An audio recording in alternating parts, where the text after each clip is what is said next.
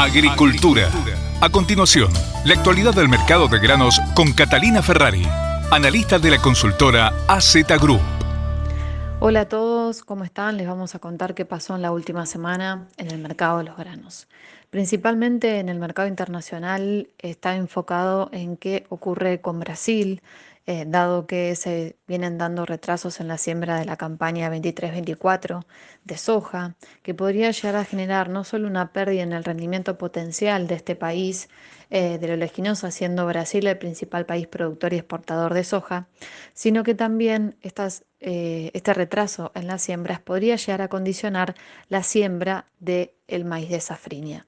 ¿Por qué? Principalmente el maíz de safrinha se siembra en los estados del noroeste de Brasil, principalmente Mato Grosso, Goiás y Mato Grosso do Sul, donde se está produciendo esta falta de precipitaciones y donde se necesita principalmente una ventana óptima de siembra del maíz, principalmente porque tiene clima monzónico y luego de este periodo se cortan efectivamente las lluvias, lo que claramente podría llegar a condicionar el rendimiento final del cultivo.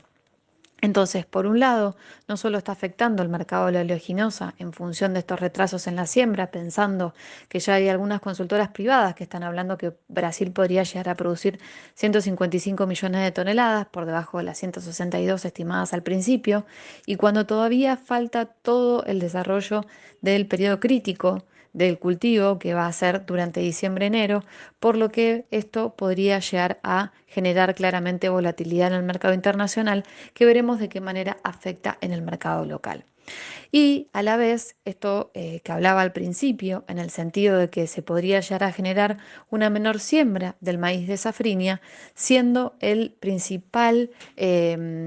principal proporción, digamos, en Brasil se siembra alrededor del 80% del maíz de safrinha, el 20% del maíz temprano. Claramente esto ya podría arrojar una menor producción de maíz, cuando ya Brasil está estimando una caída en la producción frente a la campaña pasada.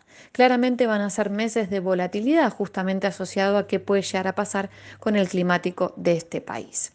En cuanto a Argentina, la realidad es que en cuanto al avance de siembra, nosotros por el contrario se dieron precipitaciones en las últimas semanas que favorecieron el avance de la siembra de la campaña 23-24. Se sigue estimando un importante crecimiento de área de soja frente a la campaña pasada, donde si el clima sigue acompañando podríamos llegar a producir 48 millones de toneladas de soja.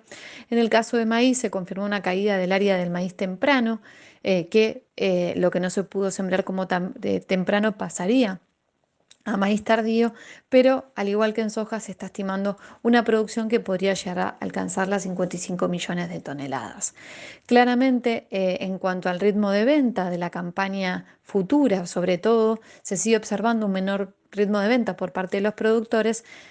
Por un lado, este retraso venía asociado a que las precipitaciones no aparecían y finalmente están ocurriendo, y por el otro lado, la expectativa de lo que podría llegar a venir luego del cambio de gobierno a partir del 10 de diciembre. En cuanto a las nuevas políticas económicas asociadas también a lo que podría llegar a pasar con estas políticas en el agro.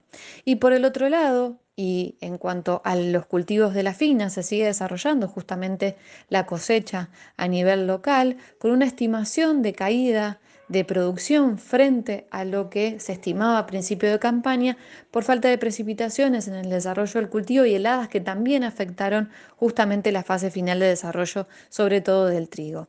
La Bolsa de Comercio de Rosario está hablando de una producción de 13,5 millones de toneladas frente a las 15 millones de toneladas que esperaban al principio de la campaña.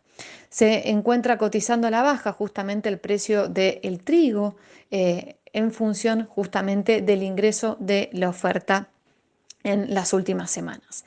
Veremos entonces qué termina pasando, sobre todo con el mercado internacional asociado al climático de Brasil, y cómo se va a desarrollar la campaña local y obviamente qué puede llegar a pasar en cuanto a lo político y económico, que puede llegar a generar algún movimiento de venta por parte de los productores. Bueno, eso es todo por acá. Muchas gracias.